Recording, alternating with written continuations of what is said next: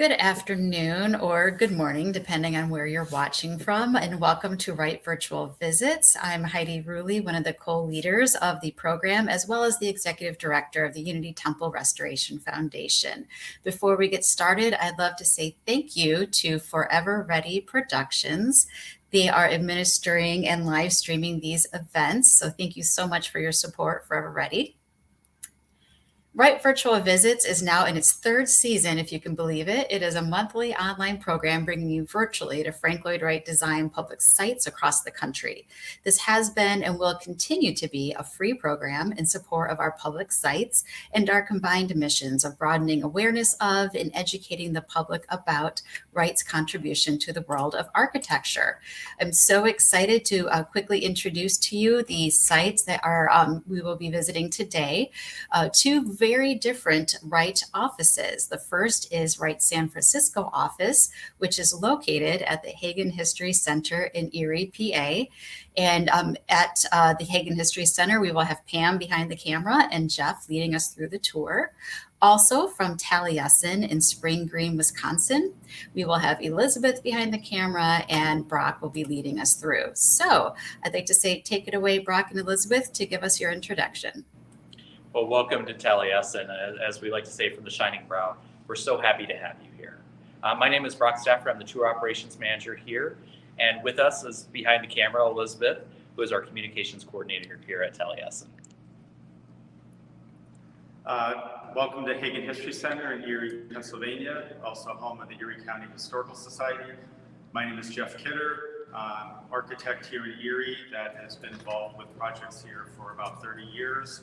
And behind the camera is Pam Parker, public relations for Hagen History Center. And back to you, Brock. All right, well, welcome. Normally we'd be starting outside today, but it is a blustery April day. But we'd like to bring you into the studio. And if you've ever been to a Frank Lloyd Wright building, you know what I'm talking about with compression and release. The idea that Frank Lloyd Wright creates sometimes dark, tight spaces to take you from one space to another. So our entryway appears very dark, very controlled, until you come into a much, much larger room. And that room is here at the studio at Taliesin. Now, when we talk about Frank Lloyd Wright studios here at Taliesin, we're actually talking about two different spaces. The first one is actually the original, and that's where we're standing today. Also included is his 1939 drafting studio, which is over at our Hillside building. Of course, this space was much smaller originally than what it looks like today. As you can see from the cedar wood paneling right here, the space was a very, very tight, compact room when Frank Lloyd Wright first built this in 1911, 1912. But over time, Frank Lloyd Wright's needs for the room expanded. And those needs caused the building to get much, much bigger. As you can see, the ceiling reaches all the way up here, creating a very wide open and bright space that features a great bank of windows that help provide a lot of light to this space. Why did Frank Lloyd Wright expand this space? Well, first off, he was building his house and his house is ever changing. But secondly, it's because he had people working with him. Originally, it would have been draftsmen who would work at tables just like this. These drafting tables would come from the Oak Park studio. However, as time went on, the space became more and more crowded as we had more and more people start showing up. And so you can see there's a photograph that shows several draftsmen in the studio with Frank Lloyd Wright and became a very tight space, kind of very compact. However, that space, as you can see by the time fellowship came, was no longer feasible for that many people. So Frank Lloyd Wright moved the primary drafting studio for his fellowship in 1939, but this still remained as his office and private studio where he would do a lot of his work. Now, I will also point out, in Frank Lloyd Wright spaces, you often will see a lot of his work hanging on the boards right here. Now, right now, we don't have any of Frank Lloyd Wright's work on here. Instead, we have some visuals of Frank Lloyd Wright's work and the photographs of Andrew Peelich, whose Sacred Spaces exhibit is going to be with us through August of this year. But I will also mention one other piece before I switch over to our friends at Hagen History Center, and that's right above me. This Japanese six screen print is called Pine Trees with Pheasants and Ducks. It's always been in this space, and the space was really built around this Japanese print. We knew Frank Lloyd Wright really cared about this, but I love the symmetry that Frank Lloyd Wright creates, because over here you have a pine tree in the Japanese print, and as you follow it around the room to this beautiful bank of windows here, what do you see outside? Well, another pine tree. Frank Lloyd Wright blends that organic living and his love of beauty and art in those prints. So for now, I'll send it over to our friends at the Hagen History Center and get a little introduction into their space.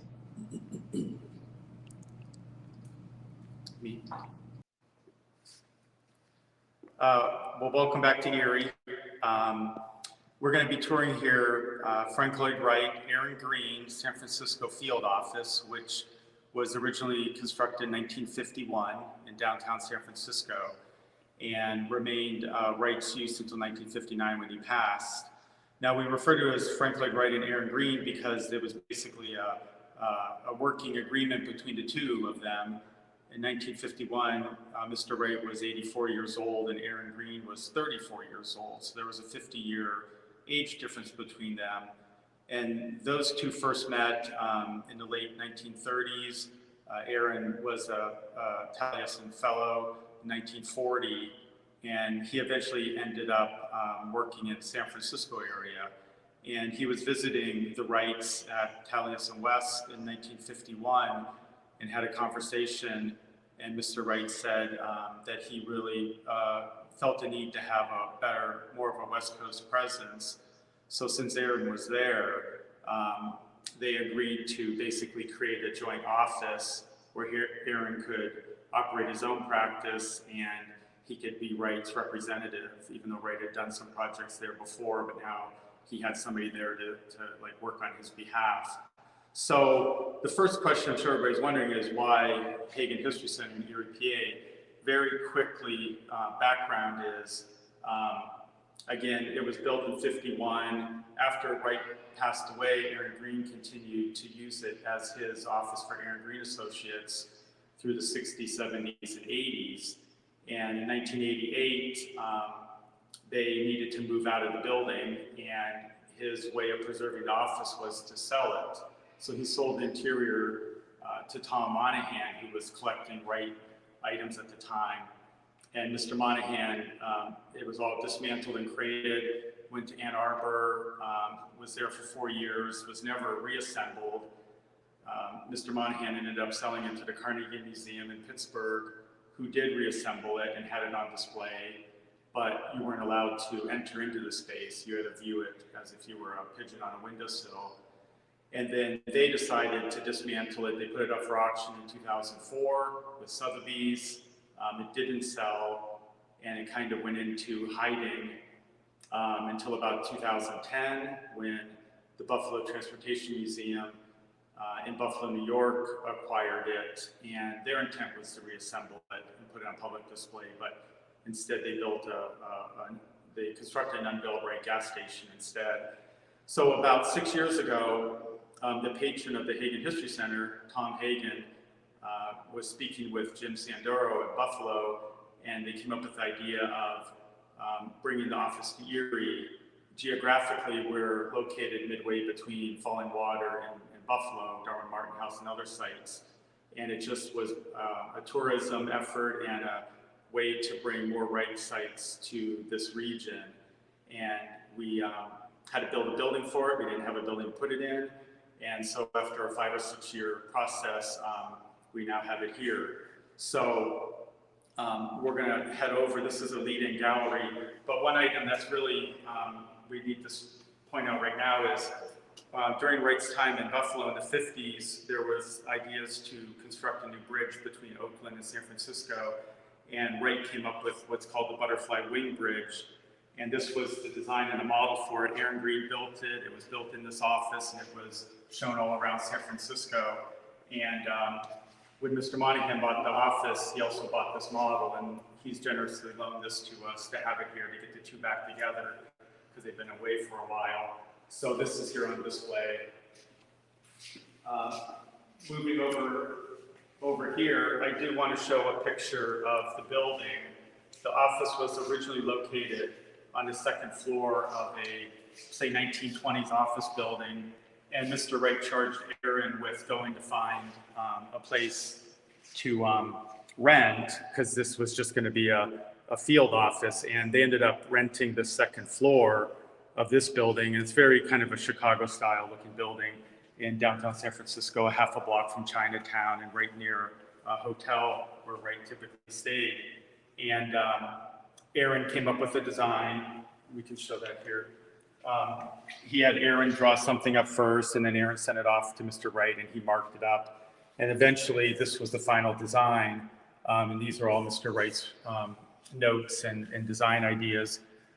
And then Aaron actually bought a table saw, went to a lumber yard, bought the wood, and constructed it with another architect. So you would have entered the building from the second floor here, from the sidewalk, went up a stairwell, and then came into the office. So it's kind of interesting seeing Taliesin, but we'll see a lot of similarities inside, even though this was a pre-existing building.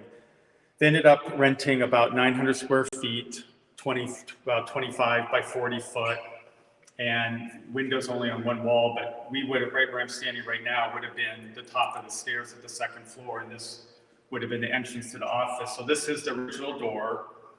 The rest of it was recreated. When that was dismantled in 1988, they did a very detailed set of drawings of the office itself, and we were able to use those to reconstruct it. But the door is original. It has his signature red tile square. We have two of them, one on each side. But this is how we would enter the office. So again, as we just saw in Taliesin, the staircase here would have been this compressed space that he had no control over. And then as we enter into the reception area, you would have come into this area here and see that there's this insertion of this kind of almost, I'm going to call it a large piece of wood furniture. And everything that's painted that you can see here was the original building, and everything that's either wood or glass would have been what Aaron Green and Mr. Wright designed. And the space itself has about 13-foot ceiling. And in the background here, you can see these are the original windows in the building that would have looked out onto Grand Avenue. So this ability to divide as kind of a simple rectangular space that's basically the same size as a 3-car garage and create a public reception area, secretary area, drafting room and studio or office, which we'll see here in a little bit. And how do you do that? And he basically created this hovering soffit or ledge that here is 6'8", and it doesn't go higher than 7 foot. So there's, from the 7 foot line down, it's all designed, and the rest is the volume above. But the release of coming into this reception area and having back up to the 13-foot ceiling, and then having an area to display drawings and meet with clients, and then the receptionist and secretary sitting over there in front of the window. But you can see that there's this 30, 60, 120 angled grid system in here. And the idea of getting light back into the building, because it was only into the space, because it was only on one wall, but we have these screen walls here with ribbed glass that doesn't let you see through, but it transmits the light through deeper into the space. Just finish up in this area. We do have objects here that I've had the pleasure of getting to know and spend time with Jan Novi, an architect in Berkeley who became president of Aaron Green Associates. And he's been generous enough to share with us items that were in the office originally, either during Wright's time or during Aaron Green's time. And these are some of those objects here. We also have some original furniture here too throughout the space. So, and this, just because we're on the first floor of a building in Erie, we can't look out on the street of San Francisco, but a Buffalo architect, Patrick Mahoney, was able to get in the original building and take a photo looking out across the street. So then we made this graphics a film on the window, so at least you get the feel of what it might have been looking out. I'm going to switch back over to Brock so he can move on through his space. All right, so When we were last here, we showed you a little bit about what the space looks like. But let's talk about the work that Frank Lloyd Wright did here, because he did a lot of work. For over 49 or close to 49 years of his life, he was right here in Wisconsin and doing his designing work. And this desk right here is a great example. This is Frank Lloyd Wright's desk that he would work off of. This was lovingly preserved and restored under Taliesin preservation when we started our work in the 1990s. Now, of course, several major projects came out of this very studio. One of the first major ones is the Imperial Hotel in Tokyo, Japan, of course, famously surviving the earthquake in 1922. Of course, more projects came their way, but the 1920s was a little bit of a downturn for Frank Lloyd Wright. Thankfully, 1930s was when Frank Lloyd Wright's career had a huge resurgence. Two of those projects included the Usonian, the first Usonian house that Frank Lloyd Wright ever created, which was Jacob's Swan. Of course, you could also say that one of those other big projects during that period is Falling Water. Falling Water took such a big, dominant part, and we often tell the story of Edgar Coffin meeting Frank Lloyd Wright here in this very studio. Of course, the 1940s and 50s was one of the most productive times for Frank Lloyd Wright, and we can't talk about that time period without talking about one of his longest projects, the Guggenheim Museum, which thankfully, though it took the rest of their lives, Solomon Guggenheim and Frank Lloyd Wright were able to collaborate and create a beautiful space that can be enjoyed in New York City today. Now, in this space, there's a couple pieces I'd like to point out because they really tell some of the story of here at Taliesin. Up here on the mantle is Flower in a Cranny Wall. If you've ever been to the Dana Thomas House in Springfield, Illinois, you'll have recognized this very statue. However, this is not the statue from there. It was created at the very same time as that statue. As you can notice, the arms are no longer in existence on this statue, and there's a couple extra differences. Thankfully, we protected that by bringing it inside and have a weatherproof replica right outside of the studio. Of course, I always like pointing out one of the key features of the space, and a lot of Taliesin space, which is the Taliesin 2 lamp.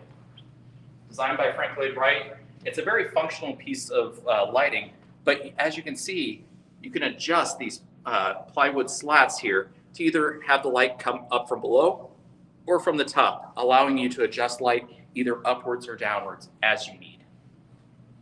The biggest piece here, I always like pointing out because, again, it's a tribute to his family, something that Frank Lloyd Wright connects with this space. Above this mantle is a portrait of Frank Lloyd Wright's mother, Anna Wright.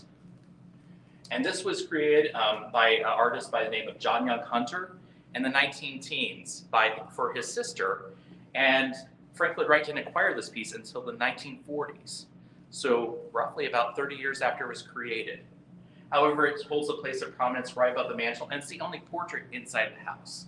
So again, Frank Lloyd Wright continues that theme of family and closeness in this Wisconsin region by honoring his mother in such a prominent way. I'm going to send it back to the Hagen History Center for a little bit more. Okay, welcome back to the San Francisco office. So we're going to move into the drafting studio next, but as you can see behind me, there's this 7-foot kind of datum point up here with, again, Japanese Oriental objects up here that were always here from day one. And then we're going to pass through, and you can see again this compression that Brock was talking about. And we're going to go down this little space here and come back into the drafting, what we call the drafting room. And again, this was 100% a working architect's office. This is where they wanted to bring existing or future clients, and then they just needed to get the work done. So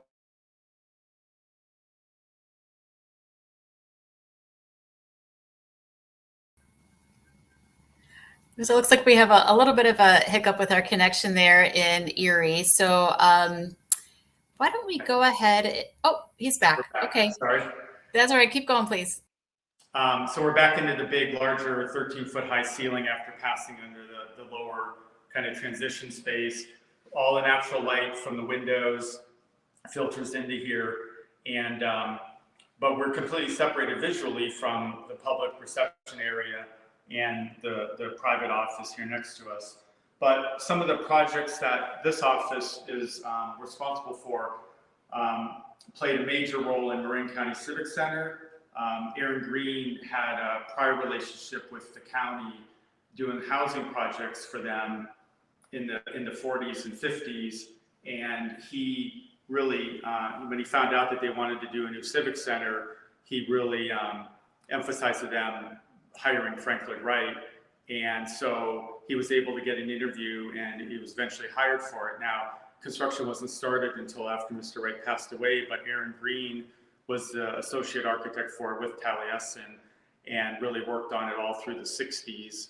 And so that's kind of the big anchor project for here. The other one was the proposed design for the butterfly wing bridge, which you've seen the model. Residential.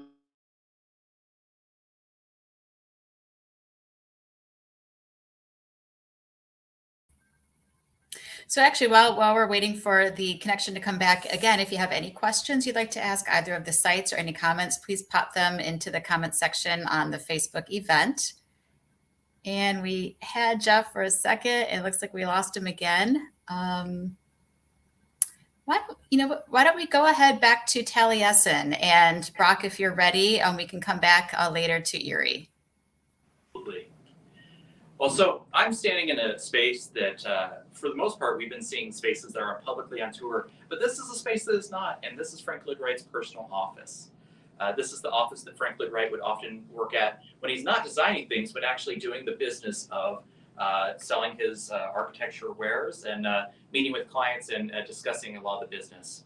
Of course, he didn't work alone in this space. He also worked with his apprentice, Eugene Masslink. Eugene Masslink was a talented artist, and so you'll see some of his work featured typically on our tours here at Taliesin. But as we head through this space, you'll notice, again, beautifully lit. There's even a terrace right behind me.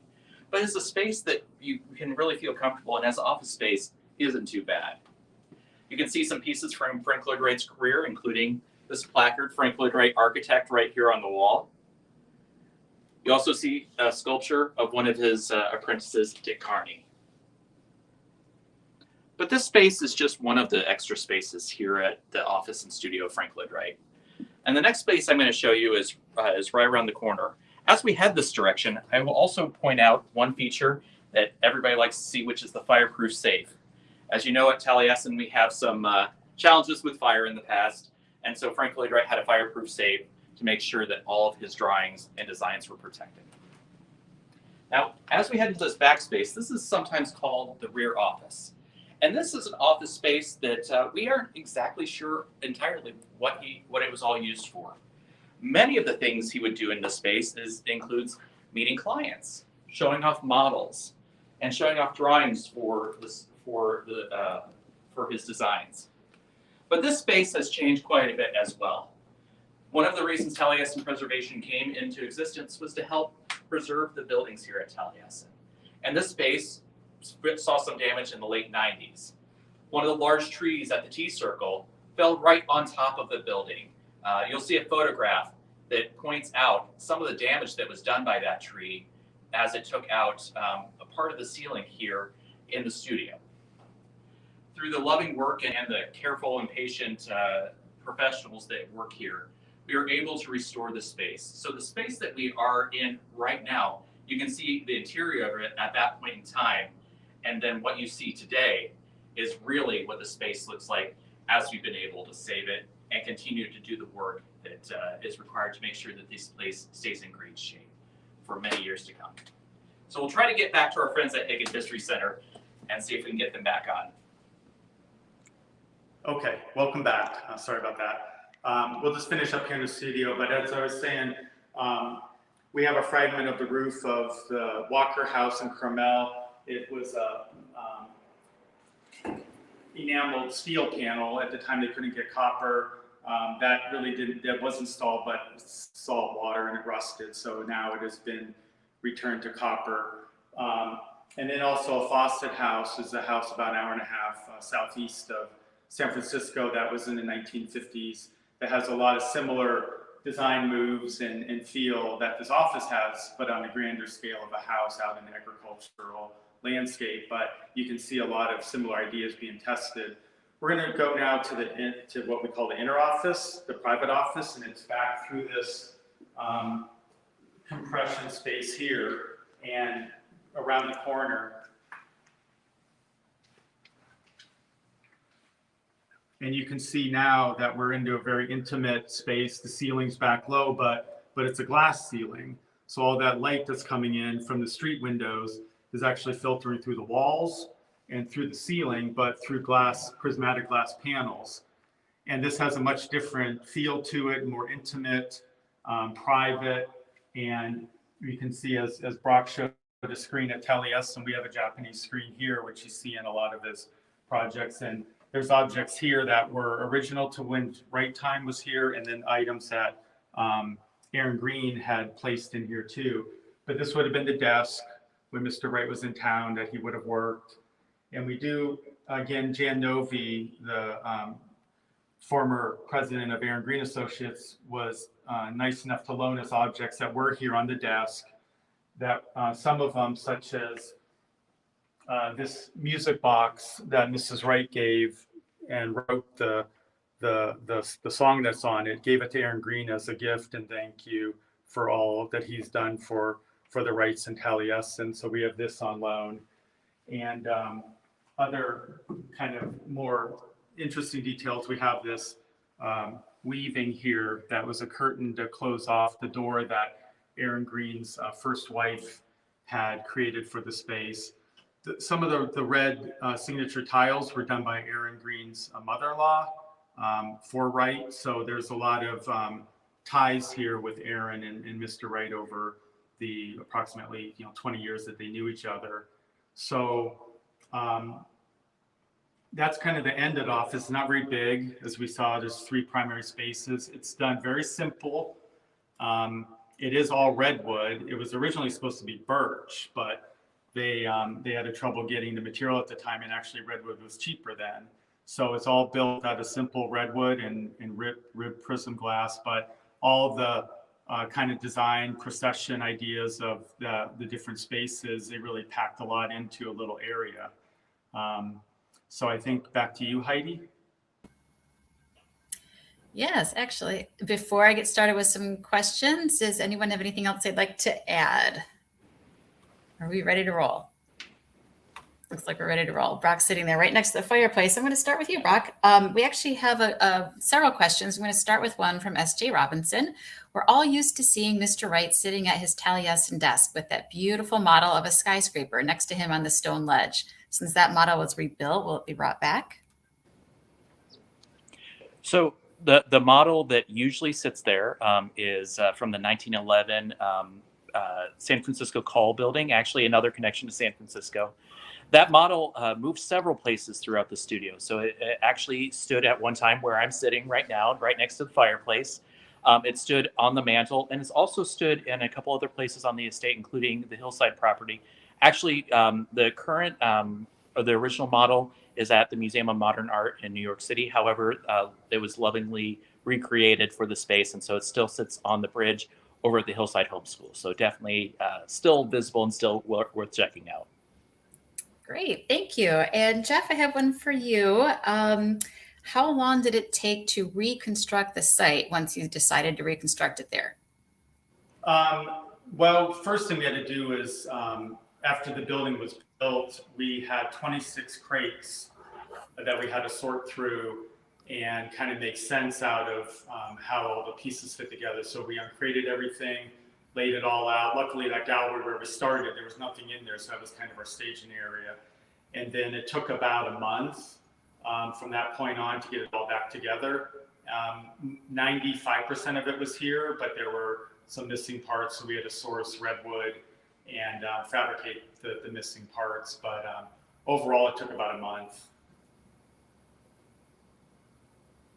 Great, thank you. And let's see, back to you, Brock. How many people worked in this studio typically at any given time in its original format? And were they all architects and drafters, or were there artists there as well?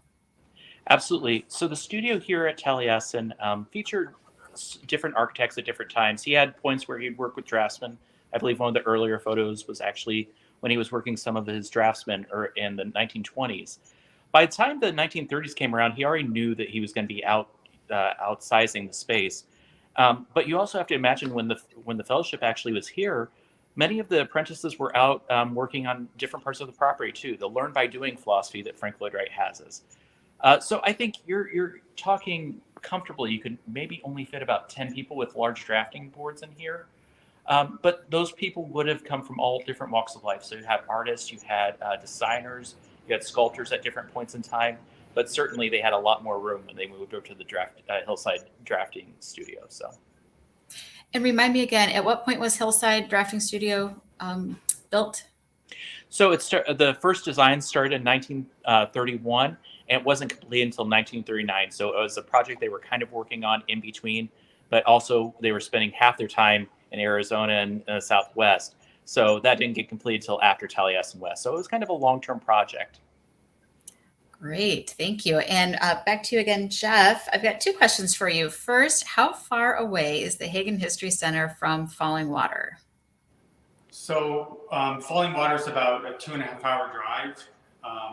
Go down to Pittsburgh, and then you have to go east to Pittsburgh, and then Erie is about 90-minute drive from the Darwin Martin House in Buffalo. So we're kind of strategically located right between them, and if you're going to those, you have to pass right by us. So it really is an easy stopover. And then how are people able to visit you? Can they just stop in, or do you have specific tour hours? So we're pretty much open 6 days a week, all year long. And you can either call ahead and just confirm or just stop on by. But I think it's 10 a.m. to 5 p.m. Tuesday through Sunday.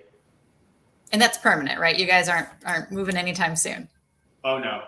This is going to be here for a while. Great. So it looks like there's some road trips out there people need to start planning.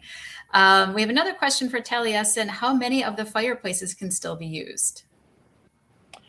Still used, not very many at the house due to different fire codes. There's only a couple buildings that still allow fireplaces. I think only 3 are still functional. Actually, I believe the one here in the studio can be functional, but it would require a lot of work to get them going again. And then you have a problem of smoke and making sure the flues are clean. So probably functional, about 3. Practical, probably none. So Better safe than sorry. So let's see. We got about the music box in the San Francisco office. Do you know what song it plays? It's a song that Mrs. Wright wrote specifically for that music box. There's a name on it, but I don't remember the exact name of it. But she wrote it specifically for Aaron. Wow. Very personal. Great. Well, let's see. I don't think we have any questions on Facebook, but Jeff, you briefly told us about your tour hours. Do you have any other upcoming programs or events, or you just encourage people to stop by for a tour? Oh, I encourage, please stop by. It's here as far as we know for the long term.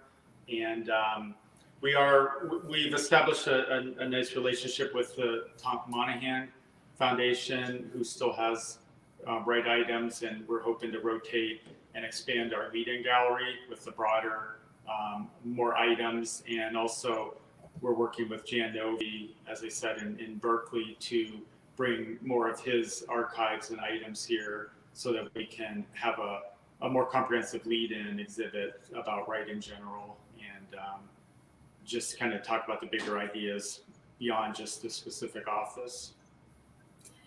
That's great. You've got a lot of great information there and things to learn from. And back to Taliesin Brock. Yeah, I know you guys just recently reopened, right? Would you like to tell us about your tour schedule and any other upcoming programs? Absolutely. Yeah, we reopened for the season. Glad to be open in April again. We're open on Fridays, Saturdays, and Sundays. We offer 4 2-hour house tours a day. So those are at 10:15, 10:45, 1:15, and 1:45. And that goes until April 29th. And then April 30th, we open for a full slate of tours. So you can definitely check our website.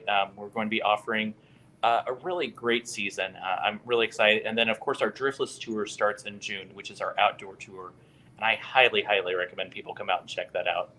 This season, I always want to talk about our Sacred Spaces exhibit.